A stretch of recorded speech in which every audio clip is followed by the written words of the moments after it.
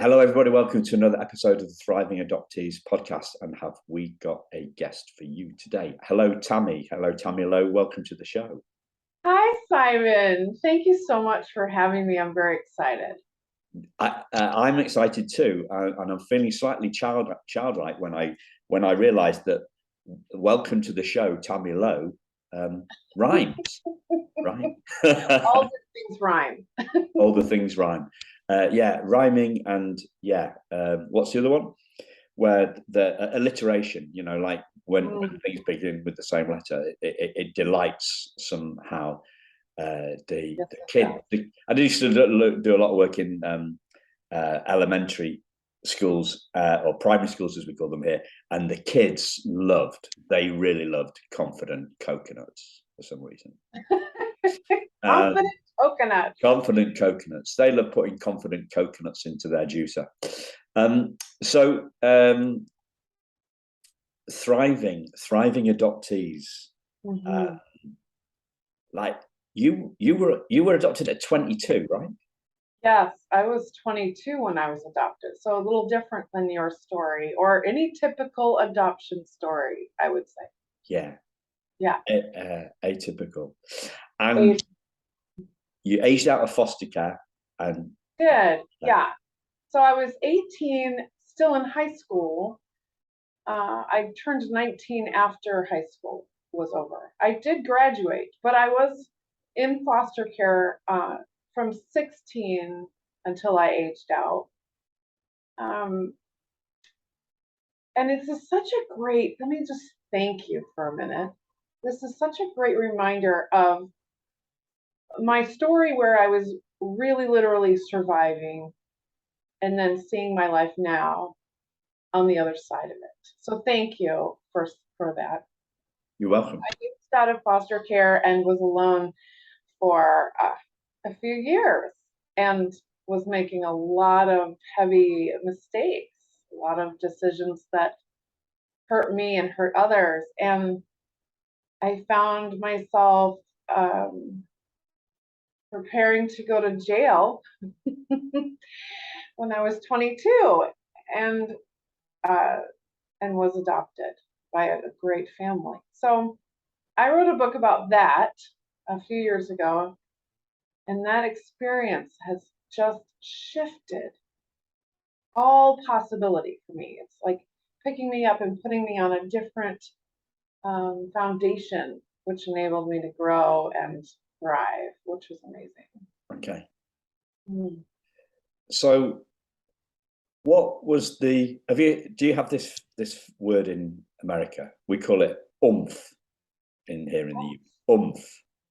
I've heard the word. Oomph in the UK. I don't know whether many people call it. It's kind of really like your driving force or your intuition, your wisdom, your power, your insight. A lot of people think that change happens by strategies, and there's a lot of people out there in the internet marketing world trying to sell us strategies as the means by which we transform ourselves. I don't think strategies work unless there's some oomph behind them. There's like for me it's like an insight. You see something new, you discover something new. That to me, that oomph is the driving force behind the change. But do you agree with that, or to what extent do you agree with that? I agree with you. I think I love the word oomph, by the way. Thank you for that. I'll add that to my mind. I agree with you that if you're not having the feeling that drives the change, it won't happen. We a lot of times look outside of ourselves for solutions.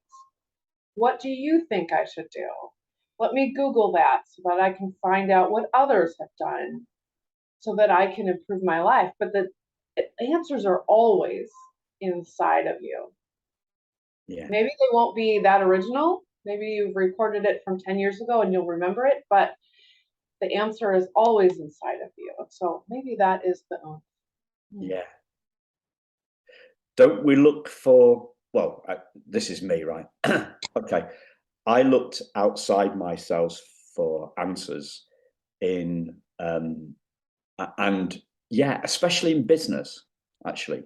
So one of my things was I wasn't good enough at business. So I was always looking outside for answers, right? Mhm. And I was looking for, but I was essentially, I was looking for a feeling. I was looking for a feeling of being good enough. So when I achieve X, that will make me happy. And that's the cultural narrative we have. Yes. And so I think we don't just look outside ourselves um,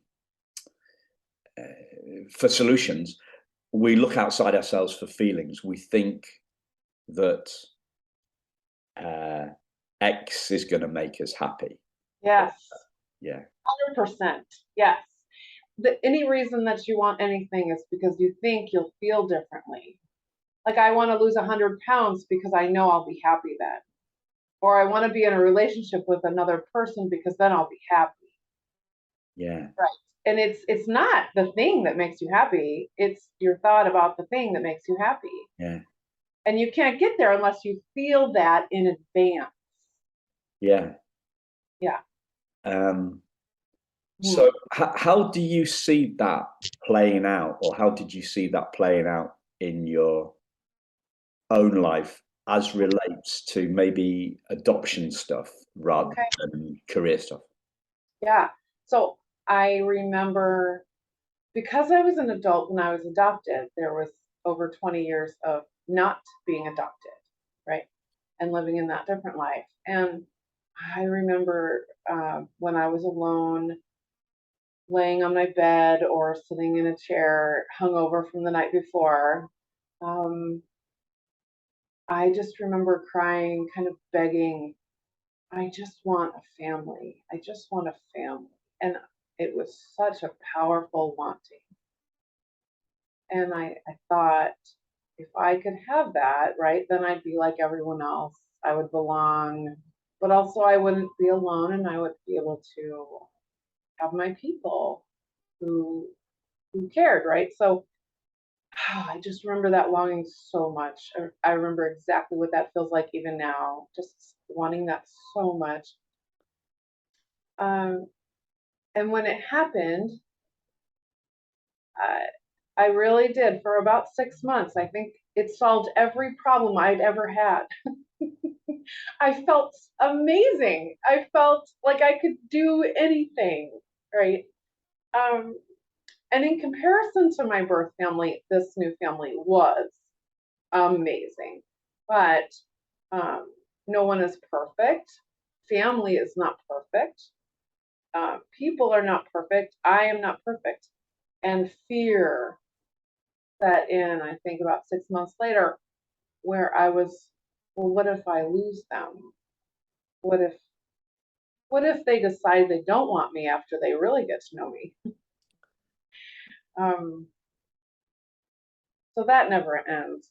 Like, when you talk about the oomph, knowing what's happening in your mind and in your heart, really just staying in contact with that,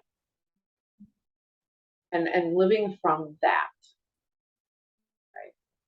So yes, I was adopted and that gave me a foundation, but I also created this life myself. I Okay. did this myself. Yeah. So it's almost like the thing, the thought that came to my mind was it's like a honeymoon period. Oh yeah, that's exactly what they called it. Actually, we had to meet with a social worker, and then we were in a courtroom with a judge, and it was this whole legal process. Even though I was an adult, and I didn't need permission from my birth parents in order to do it, there was a process, and they did warn us. There will be a honeymoon period where everything seems blissfully perfect, and then you'll start to see flaws in each other. And are you up for that? And we were. Thankfully, we still are. So how Yeah. nice is that? So, it's come to my attention from other conversations with other adoptees that they believe that thriving means having no negative feelings at all. I'm sorry. Am I laughing? I'm sorry. That I help women with their negative feelings all day long. So, and the human brain is designed to see the negative because it wants to keep us safe, right? And if we've had any kind of hardship or trauma in the past, that is elevated. So everything becomes an emergency. So we resist our negative feelings. We don't want to feel them, which only intensifies them 100 times bigger. We're going to have negative feelings. When I can accept there will be fear today, there will be sorrow maybe today, there will be loneliness sometimes this week. Can I be, oh, this is a great question. Can I feel peace and fear at the same time? Can I feel sorrow and gratitude at the same time? Can I hold space for those two things? And not resist the negative, but be grateful I'm alive. Be grateful that I have this life. I have one more day to get it right, you know. Yeah. Hmm. Now, the traditional question that an interviewer would ask at this point would be the how question. Yeah. Okay. I'm ready. Are you? I am. Okay. So, I wasn't going to ask that because I don't think how questions work. okay. Well, Everybody tries to rush. I've been listening to a lot of podcasts recently, and everybody's trying to rationalize stuff. Everybody's especially smart people, right? Mm. So the smarter the person, and you know, I guess obviously I'm modest, and I wouldn't like to consider, you know, I'm not going to tell you I think I'm smart, but I'm kind of smart. Just did. I'm kind of smart, you know what I mean. I'm pretty much the fastest person in the swimming pool. Okay. Amazing. The swimming pool that I go to. So I'm the apex swimmer in our swimming pool, but I am definitely not, and I know that, right? Because nobody goes past me. But I know that there are lots of people smarter than me, and there are lots of people less smart than me. So I'm kind of somewhere in the middle. But it seems to me the smarter that people are, the more they try and justify things, and this how question is like, well, this the only how question. Well, you take a go at it. So how do we do that? And then we'll let. Okay, so I think again, this is an individual solution issue. This is an individual answer. My how question has always been with a pen and paper because it slows everything down. I have always, since a very young age, journaled and written in notebooks. I have notebooks from when I was 10 years old with tears on them. I have notebooks from when I was 13 with drops of blood on them. Like I have this history that it was written, but I'm not keeping a history. In the act of writing down what I'm thinking, I am literally trying to make sense of what is in my mind and what I am feeling and slowing that process down. And then it's on paper, it's out of my head. It's kind of like cleaning out your closet. You just take it all out. Every morning I write it all down and then I look at it and I think, well, that is just kind of silly. I Thank you for understand putting why. that so politely. Thank you Yeah, for putting that so politely. I don't have judgment for my thoughts. I don't have shoulds. Well, I try not to have shoulds for myself. But a lot of the thoughts that we have are kind of silly. They're judgy. They're fearful or mean. But that's not exactly how you want to show up. This is not how we get to live our life intentionally. So the tool that I use is journaling. And this is in a world where the keyboard has replaced the pen. The phone has replaced the keyboard. We literally do our business from our phones. We do our entertainment from our phones. The screen is the life. And I am using a pen and paper. So, yeah, everybody's looking for the how. They want to know how. And that is my only advice to you, because getting to know yourself is the solution. It is the solution to everything. Okay. So, what do you mean by yourself? Okay, so I have a personality, but I am not that personality. I have a body, but I am not this body. If I somehow have an accident and lose my legs, I am still me.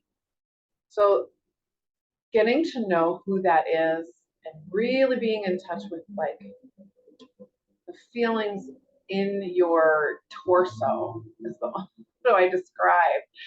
The feelings in your heart, the feelings in your soul, how situations make you feel, and then questioning that a little bit. Like, hey, is this even real? Because my brain goes to emergency mode when something goes wrong. Because of trauma, there's an alarm bell, an alarm system that goes off in my body that says we are in danger, this is a problem, run away, hide. And that is not actually real. It's just my brain and the alarm system that was installed when I was 3 years old. Okay. So I'm with you on all. We are beautifully aligned on here. So I'm going to kind of repeat back. Well, I'm going to give my take, which is very similar to yours, but I'm just going to do it in maybe just a few less words, and a metaphor, and a metaphor. So this is what I sometimes do at one of my trains, actually. So if you want to, yeah, okay, pen and paper. Let's do it. Let's do it all, right? Let's do it all. So everybody, if you're not driving, write draw a circle with a pen on a piece of paper, and a biggish circle, and then put the word body at the top. Write the word body at the top of the circle.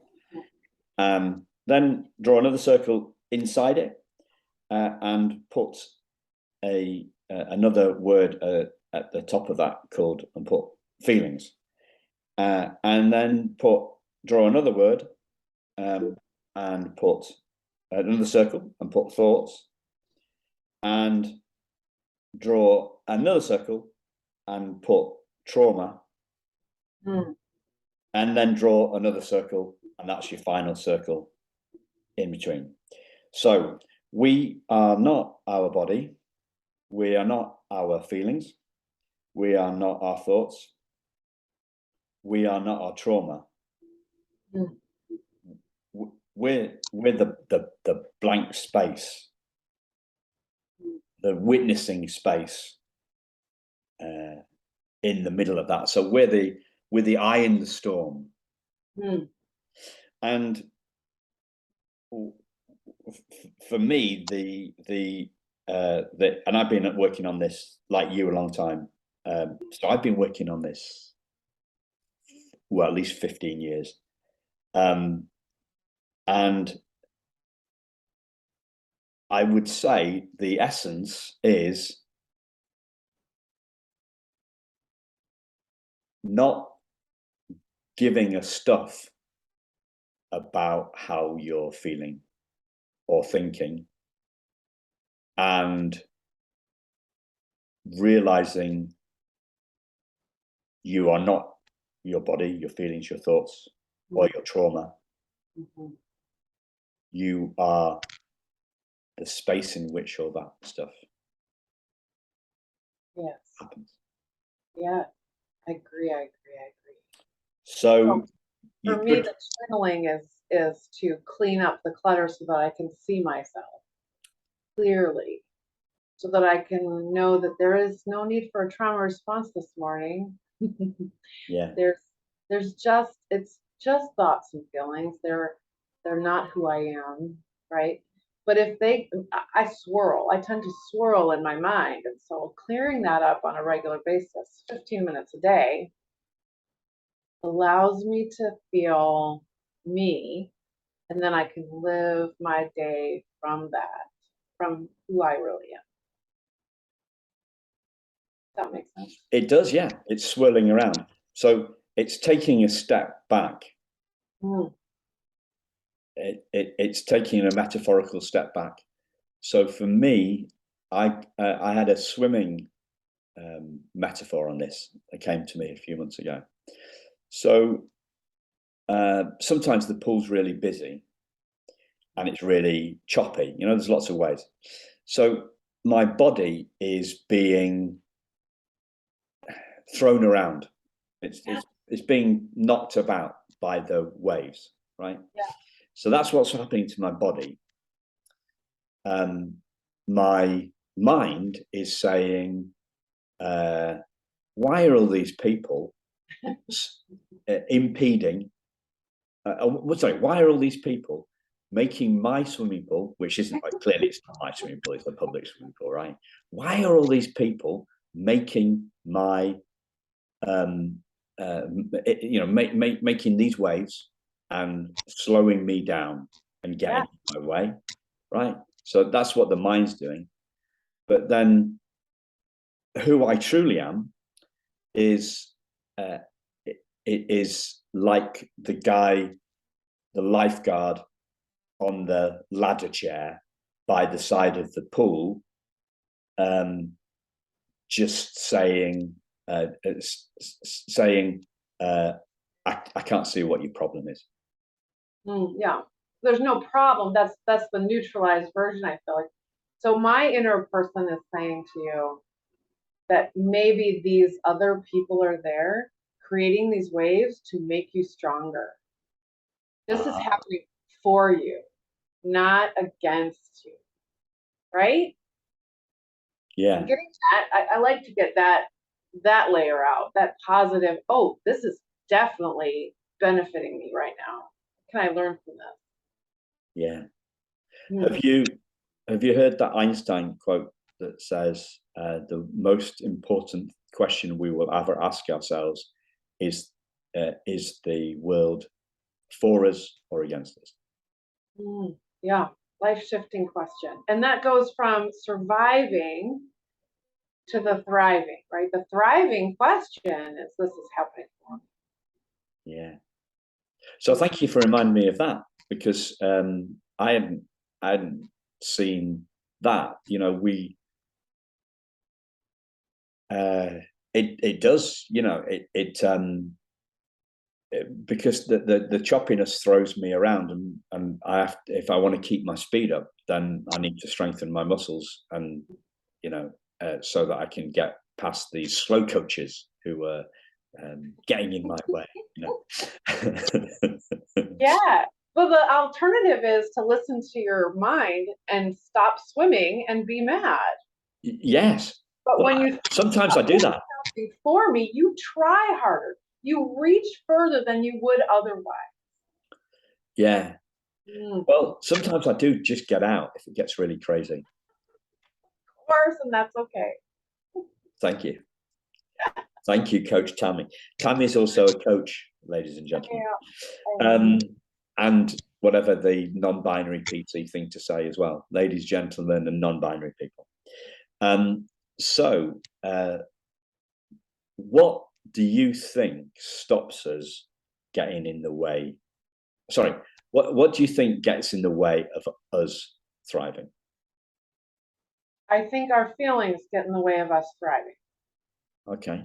Our feelings of lack versus abundance. So thriving would be abundance, lack, or just looking out into your space, into your family, into your world, into your job, and seeing what's not there, and then making that mean something about you. So the fact would be I have a job, it pays my bills.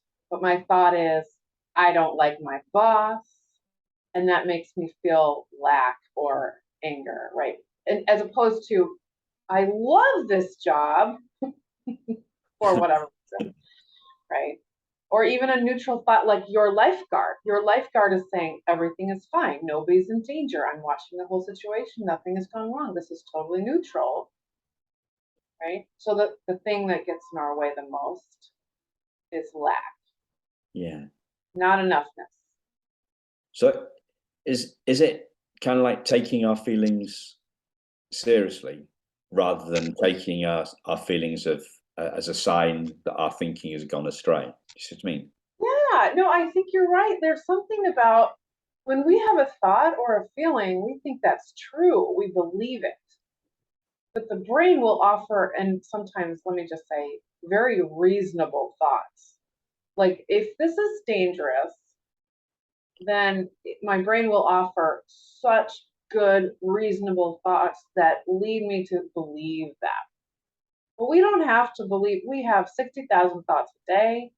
And pardon my French, they're just all, well, let's just say, they're all not true. They're just thoughts. They're not facts.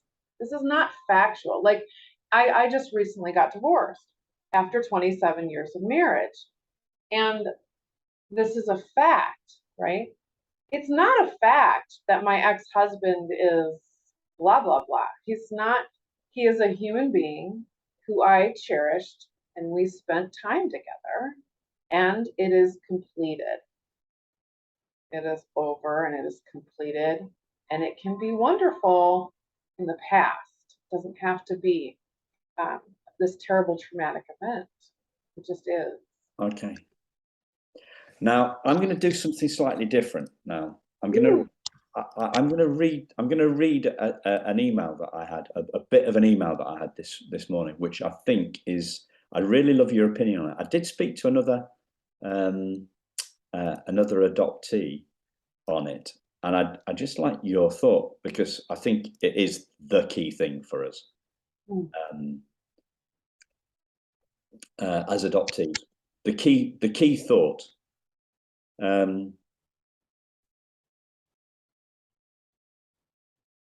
So I was asking an adoptee about maybe inviting some other adoptees to come on the podcast.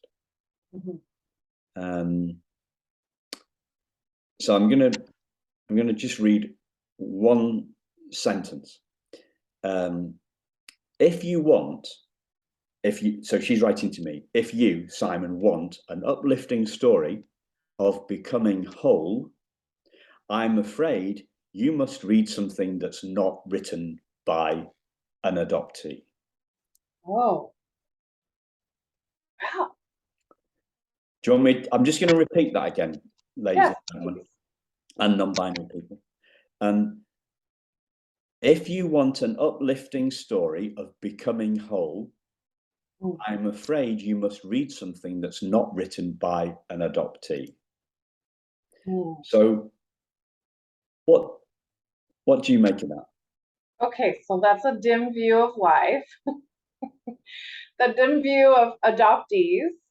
Can someone who was adopted, whether they were a baby like you or a full adult like me, can someone who is adopted, they have the potential to have an uplifting story? So your circles with the body, the feelings, the trauma, we could put adoption in one of those circles. It's not who I am. It's something that happened. It just happened. And I was chosen. You were chosen. We were not, our story is not a story of neglect, it is a story of being chosen. But all of that aside, doesn't matter if we're adoptees or not. Can any human being have an uplifting story? My answer is yes. Okay. So it's a thought she's having, and it's kind of a dim view of the world. Yeah. The conclusion I came to was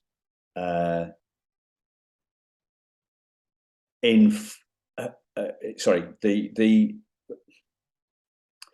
my summation of her sentence is no adoptee is whole. Oh. That's or no adoptee is whole. That's how I got it, because what she's saying is you can't, an adoptee can't write about becoming whole. Right. Only a non-adoptee can do that. Well, this is why your podcast is so important. I mean, the podcast topic could be anything we would put in those outside circles, but this is a specific target audience, right? Can an adoptee become whole and thrive and get out of survivor mode? And the answer is yes. Like, this is why your work is important.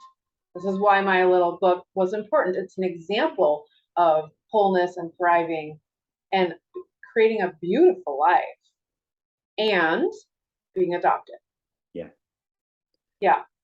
So what's the opposite of whole?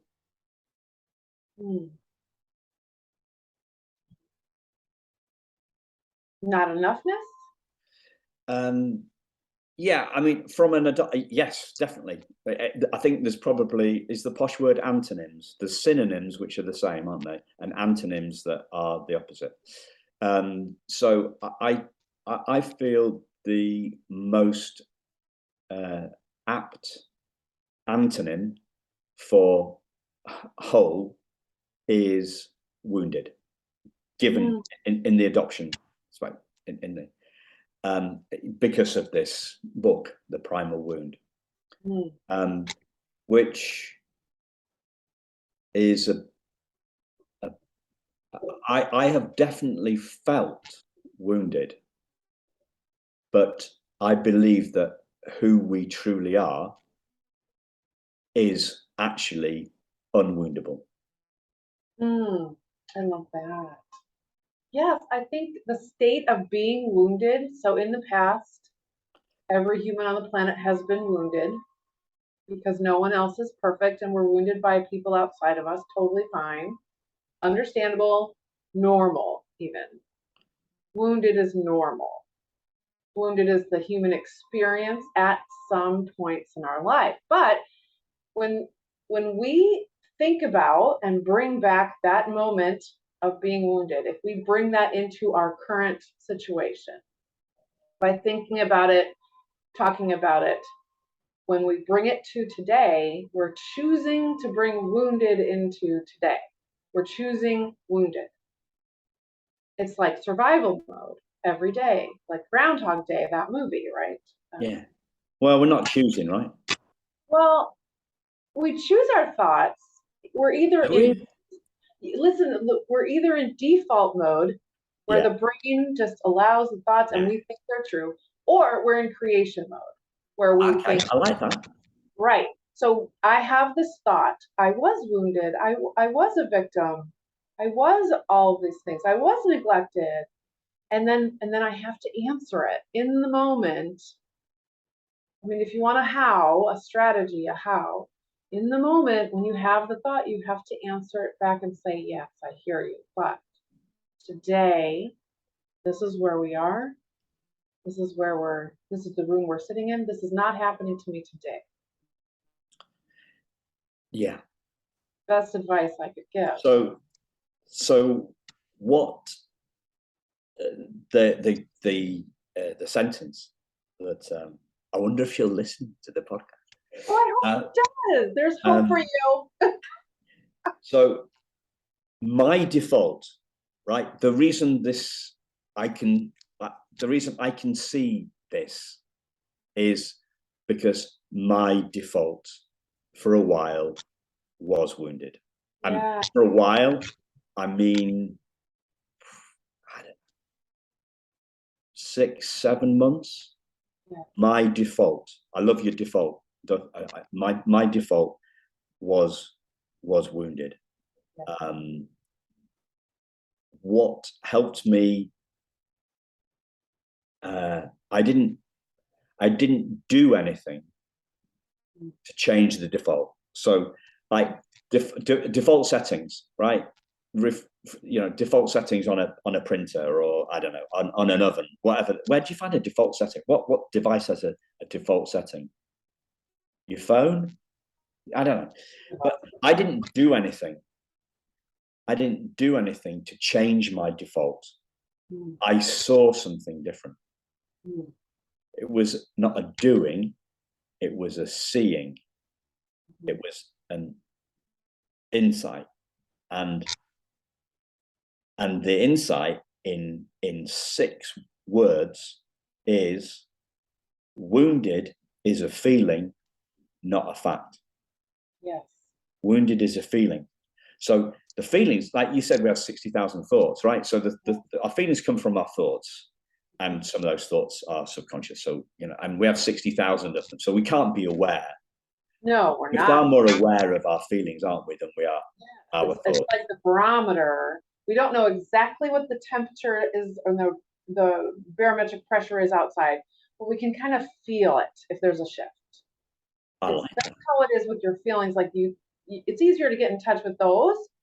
And then once you feel it, you can kind of ask yourself, like, why am I feeling this way? And then you get to your thought. And like the default thinking, we literally have recorded our entire lives in our brains. And of course, it's going to spit out old thoughts, old patterns, memories, right? Of when we were wounded, of course. And we expect that. We can't change our minds overnight. But we can tell ourselves, okay, that wounded story is no longer helping me. I think we're going to replace it with something a little bit leveled up. Like, I am trying to believe that today I am not wounded. I'm willing to believe that I am not wounded. Okay. So I tried that for a while, and it didn't work for me. What worked for me was when I saw that me, you, every person on the planet is fundamentally unwoundable. So have you heard that phrase? They quote, "We're not human beings having a spiritual experience, we're spiritual beings having a human experience." Yeah. So, which requires a little bit of faith in yourself, a faith that you are something more than your circumstances, that you are, it's your core, that you are something, whether it's universal energy or divinity, you are something so inherently special. Okay. So I love the universal energy one. Yeah, me too. You love the universal energy one. Okay. Yeah. So I want everybody to do a mind experiment, right? So imagine a piece of universal energy. A star. Yeah. I don't know. You can't, it's not a thing, is it? Universal energy is not a thing. Universal energy is not a thing. It's the space in the room. So this is why it's unwoundable. It's not a thing. It is not a thing. I forgot that, right? I forgot that in a minute. I said, imagine a piece of it. And then I thought, holy moly, right? Yeah, we don't swear on the program. Moly's my nickname, by the way. And my wife is Moletta. So, because apparently I look like a mole when I've come out of the shower with the back of my hair. We cannot, it's not a thing. It's not a thing. If it's not a thing, it can't be wounded. It can't be cut. I'm holding a pen here, right? But imagine if it was a knife. If I was going through a knife through the air, it's not cutting anything. It's not wounding. Right. It's not wounding anything. Now, so there's trying to fight our feelings, the feelings of feeling wounded, and there's realizing that we're unwoundable. But whenever I say that, I think that sounds like a really neat little idea, Simon. But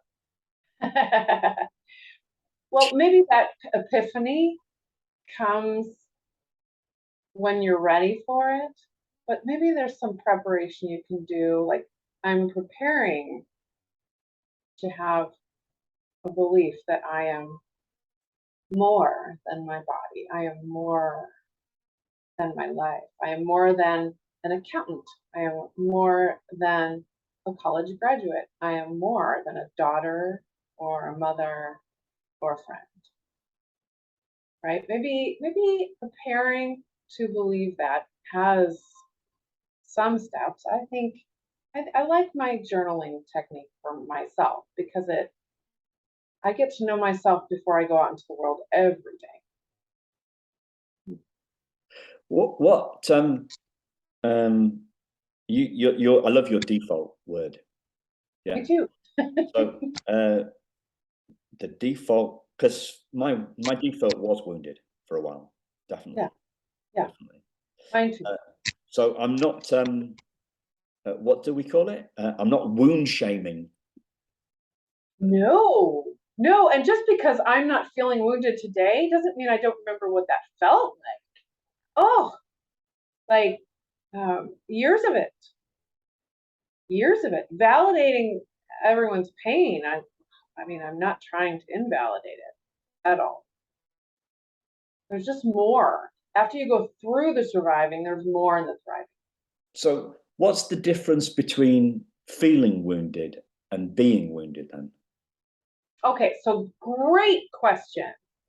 So if I was shot in the war, in the 70s, there was a wound, like a physical wound there. And over time, if I get medical care, it heals. Maybe they take the bullet out and it heals, the skin heals. There's a scar, but sometimes when it's going to rain, like I might get sore in that area. There is a wound in my body. I think there is an emotional wound as well when we are hurt. And it is stored in our body. I think there is a process for letting that wound heal and letting it go. It's like, there's something about letting go, and the different religions, practices talk about this act of letting things go. What if it is possible that one day you wake up and you just don't feel wounded anymore? What if that's possible? Well, I agree. The wounds are stored in our hearts. The wounds are stored in the bodies. You know, that famous book, you know, The Body Keeps the Score. And love that book. And we're not our body. Yes. So yeah, I think holding on to the wound emotionally. What's it made of? Oh, it's made of our thoughts, of course, but okay. It's not real. It's not. The thoughts aren't things, right? No, but they have power.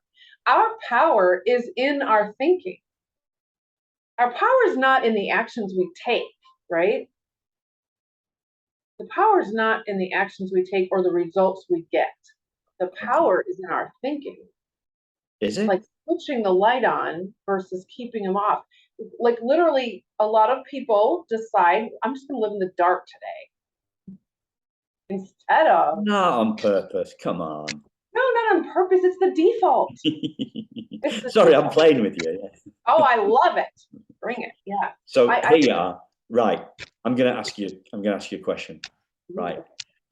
What if, what's got more power? What did you say? Universal energy. Okay. So what's got more power, Tammy? Universal energy or thought? Universal energy. Yeah. But to access it, kind of have to quiet down our thoughts to access it. Like the thoughts can prevent us from my swirling vortex of thoughts that I wake up with each day can prevent you from tapping into who I really am. I had a moment. I'll use this vortex word. I had a moment years ago, 1989, 1990. Yeah, 32 years ago. I'd just been on their first date, and the girl said, I feel like I'm falling off a cliff. And I thought that was a bad thing. She meant she was falling in love with me, right? I thought she was slipping down a vortex and she was going to the bottom. That's how my default. That's so interesting. That's how my default played it. So the metaphor, I'm sure you'll have heard this one. So we've got the clouds and the sky. The sky is who we are. The thoughts are the ones. The thoughts are the things that hide the truth of who we are. They hide our infinite energy. It's like a veil. It's like a veil. You kind of get past your brain in order to get to your soul. Veil. I came up with one on this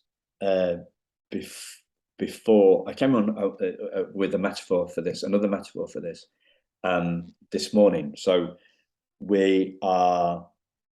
Do you remember those old-fashioned projectors that projected onto like a piece of white, like a white cloth or a white piece of paper or plastic or something like that, right? So we're watching the drama of our lives playing out on this screen, and we're caught up because it's a good movie, right? Well, it is compelling. Compelling. Yeah. Sometimes real life is more interesting than fiction. Yeah. Good. It's a good movie, as in, I'm not saying it's a happy movie. It might be it might be Nightmare on Elm Street, right? Or it might be horror. It might be a rom-com. Like I'm talking about this. It might be all of the above, all in one package. All in one package. Yeah. Yeah. Okay. Yeah. So, and we're completely enthralled by the movie. It's using the best Hollywood special effects, and it's a big budget production. It's got your favorite actor. Who's your favorite actor? Your favorite actor? Actress? I'm not. Oh, Sandra Bullock, maybe. Got Sandra Bullock. She's got an adopted kid. She does. She does. So we're enthralled by that, and we're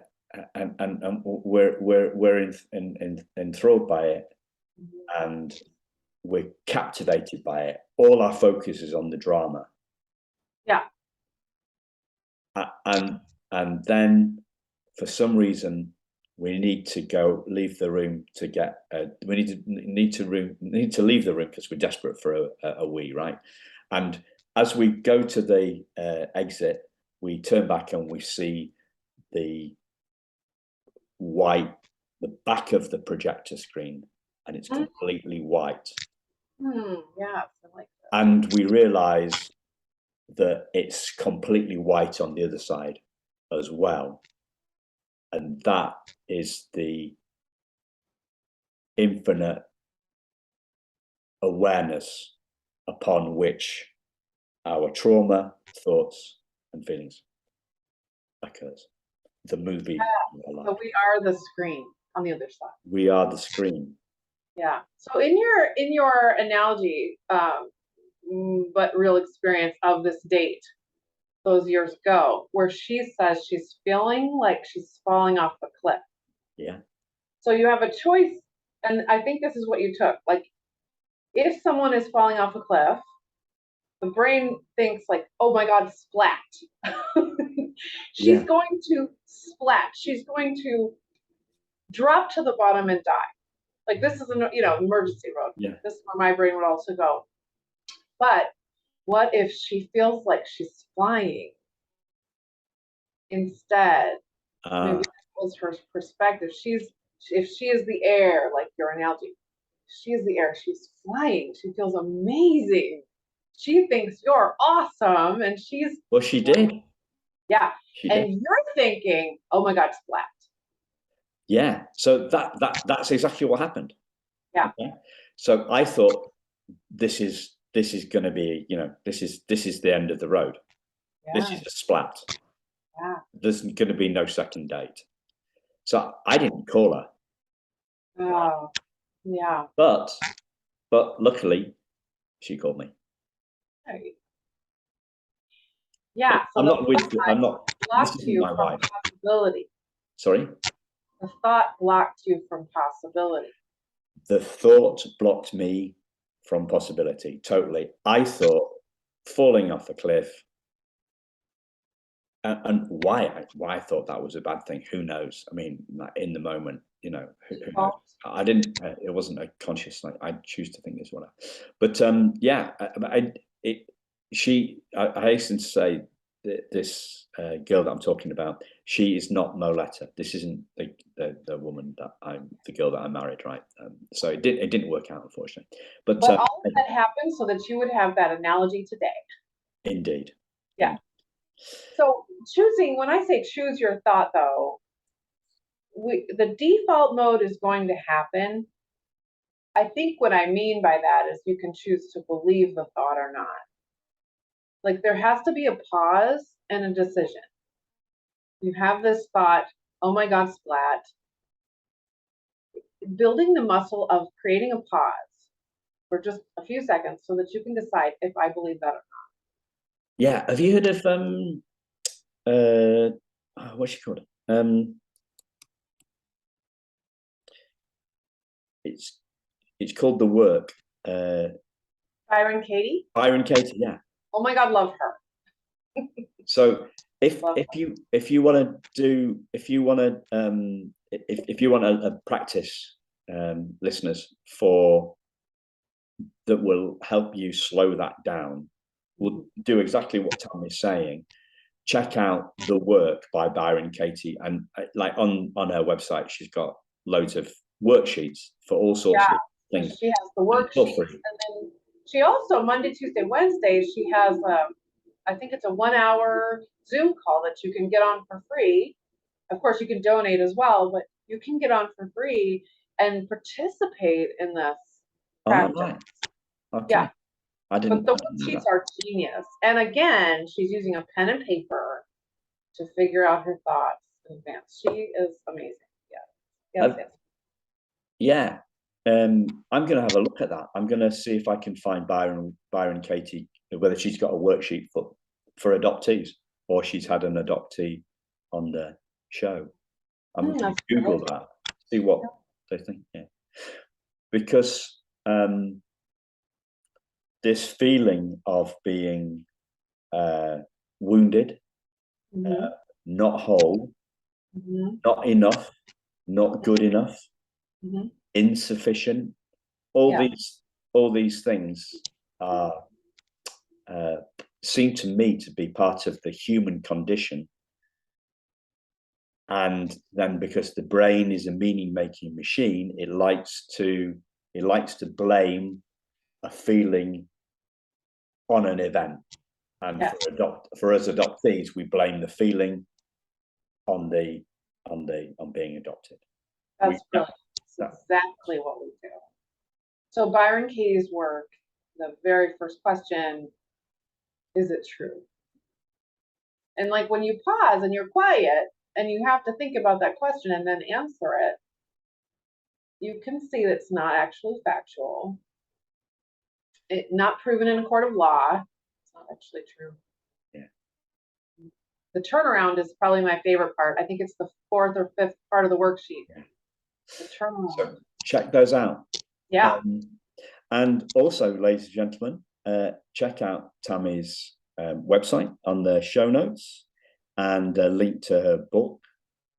And because I'm just conscious of time here, have you got anything else that you'd like to share, Tammy? I'm just in gratitude for this conversation. I'm so thankful that there are people like you who reach a pocket of people who have an experience, and we're just all trying. Aren't we just all trying to be better humans than we were yesterday, to feel better if we're still in the wounded space, still surviving? Yeah. And to not make it mean something about us. No. So thank you. Our feelings aren't us, and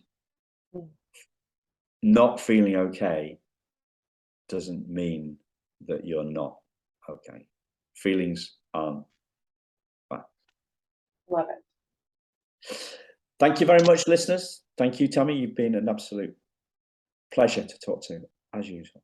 See you soon, listeners. Bye-bye.